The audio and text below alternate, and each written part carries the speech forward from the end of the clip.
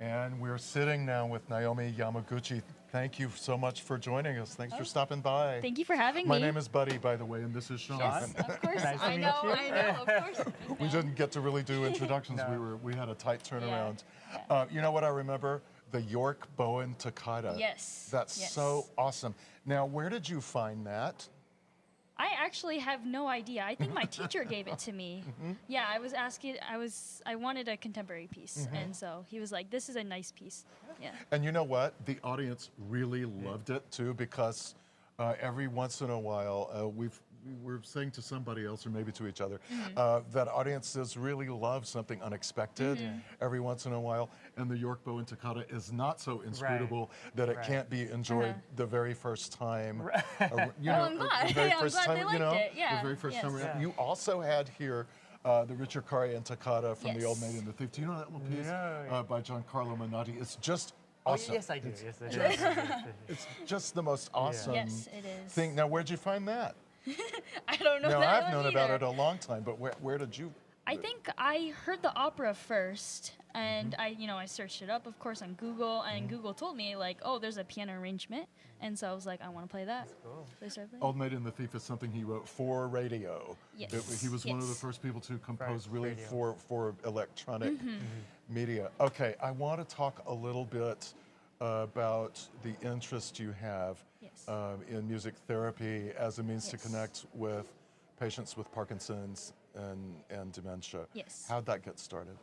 I always perform at senior centers, and one of the times that I performed at a senior center, it was a specialized unit for Alzheimer's, and I just found it really interesting that we have this disease that has all these irreversible effects on the brain, and it destroys the neurons in your brain, and I found it really interesting that we have this form of art that can change and lessen the effects of Alzheimer's, and like it has the same effect as maybe a drug would have, but it's just like this natural way that the body reacts. And so I thought that was really interesting. And so now I just go to senior centers and I have so much fun playing for them. You know, it's a science which is now being taken up Definitely. by performers. Renee Fleming Yes. is Yeah. sort of involved in the same and sort it's, of work.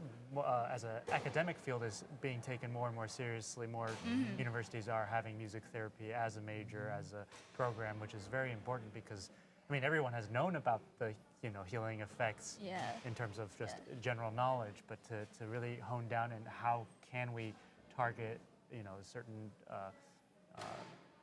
therapies and helping veterans and helping people with mental disabilities, and so I think it's very, very important to keep that going, and for you to be doing that already at this age. Right? Amazing. I mean, do you have a regular schedule of how you do that? Or like, I go to this senior center on Wednesday, or is it a routine for you, or do you just do it when you can, or? For now, there is a senior center called the Commons in Lincoln, and it's about like 20 minutes away from where I live in Acton. And to prepare for this competition especially, I perform there every week, and I would perform sometimes like round 1, round 2.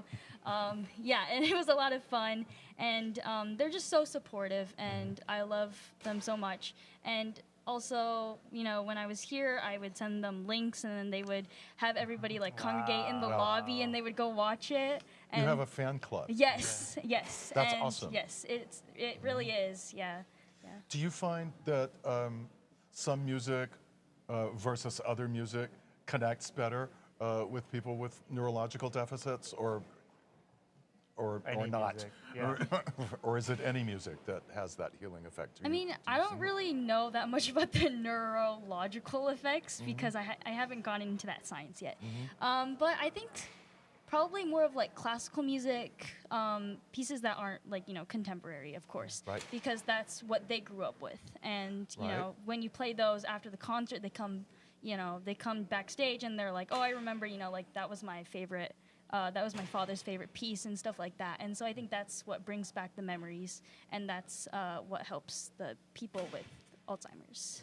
Do you think that like connecting with an audience is the most important thing about performing? I think yes. I yes. do too. Yes. I mean, Of course, yes. I mean, we all do, but I think it's so easy to lose sight Yeah. of that because we get sort of wrapped up in, I hope it's perfect this time. Right. Yeah. I Right. hope I don't screw it up You like know? I did the last time. Or, you know, we have these sort of It's a very internal selfish Yes. thing, actually, It to really be an is. artist, Yes. and it's a hard balance. Just you have to justify it in a way. If you don't enjoy it yourself, you're not doing it for yourself. It also doesn't make it worthwhile. But if you're only doing it for yourself and not for other people to enjoy and learn, it's also, not worth it. Maybe not worth it. I don't know. It's I guess a personal question. Yeah. For what kind of drives you to perform and keep studying music? I think, especially like these days, there's so many musicians. It's so competitive Right. to, get a career. And so, I want to be a little bit different. And like, especially at this competition, I wasn't playing, to win first prize. I was playing for the audience because all these people, they came to listen to my music. And I think Right. that's pretty cool that they want to hear me Yeah. play. So, yeah. And something that, people kind of passive aggressively tell me is that when I practice, it's not that I don't want to practice. It's more like I just like kind of play the notes, and I'm like I have to do my homework and stuff like that. But when I perform, I kind of feel that excitement and the adrenaline, and I start like doing all these big gestures and changing my faces, and my teachers You are turn like, it why on. you do it now? Yeah. But I think I get that pure excitement from performing, and that's why I love it so much. Okay, I've got so many questions Yes, from what she just said.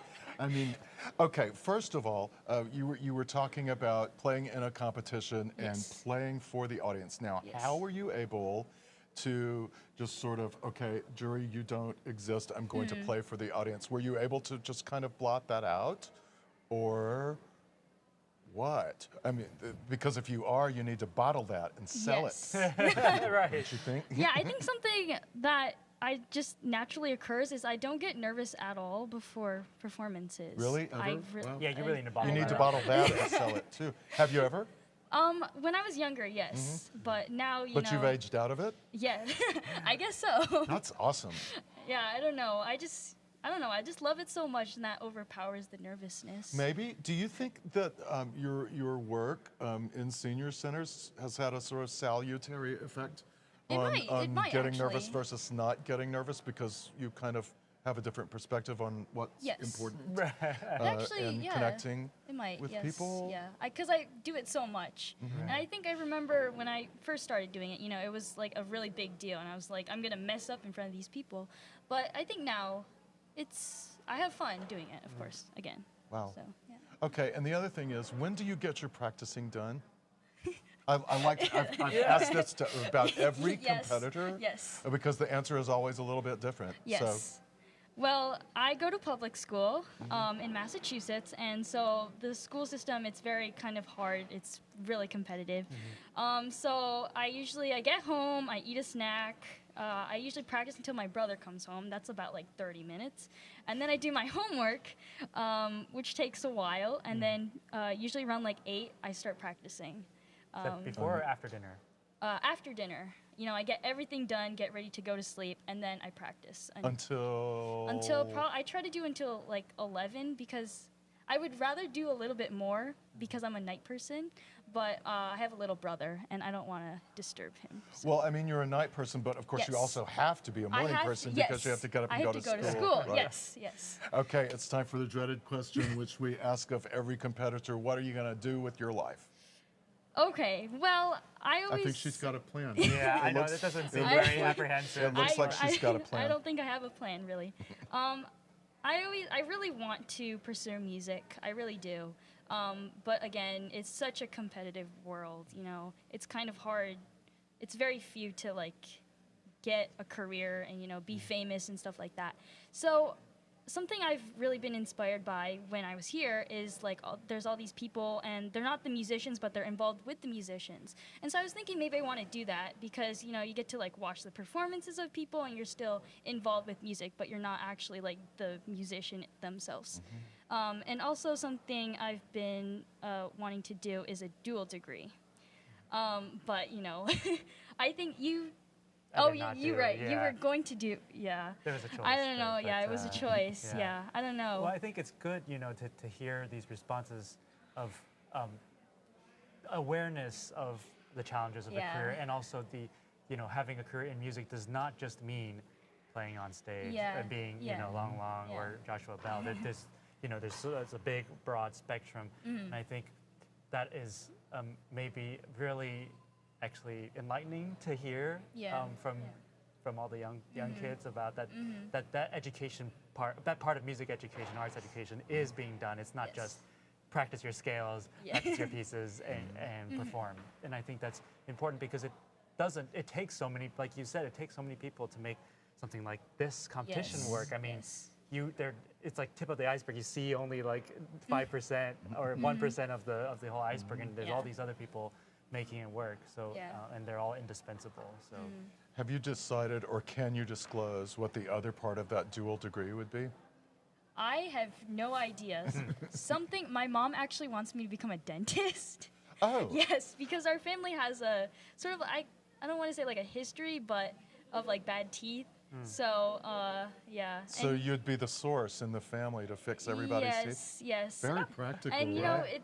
you kind of use your fingers, to Yeah. like, and I have small hands too, so I can like fit my hands in someone's mouth, my dentist has really big hands. So, I was like, maybe if I become a dentist, then my patients won't have to deal with that. But One of my best friends is a dentist. He's been a Really? dentist all his life. He loves to play the piano. It's been very Oh. compatible because he works 4 days a week. The hours are very regular, so there's time to play the Practice. piano, and he can play all day on Friday, Saturday, and Sunday. So maybe Wow. maybe she's got a point Wow. there. Maybe Yes. you could be a the dentist. amateur competition, I think there are a lot of dentists. A lot of dentists, a lot of doctors, a lot of Oh. lawyers, a Yeah. lot of Yes. engineers. Okay. So all kinds of ideas for you there. But I mean, anytime you want to just play classical piano, we're glad to have you around. oh, thank you. Thank you Yeah. very much. Thanks so much for Thanks for stopping by, talking to Naomi. us. Oh, thank you for having me. Best of luck. Thank you.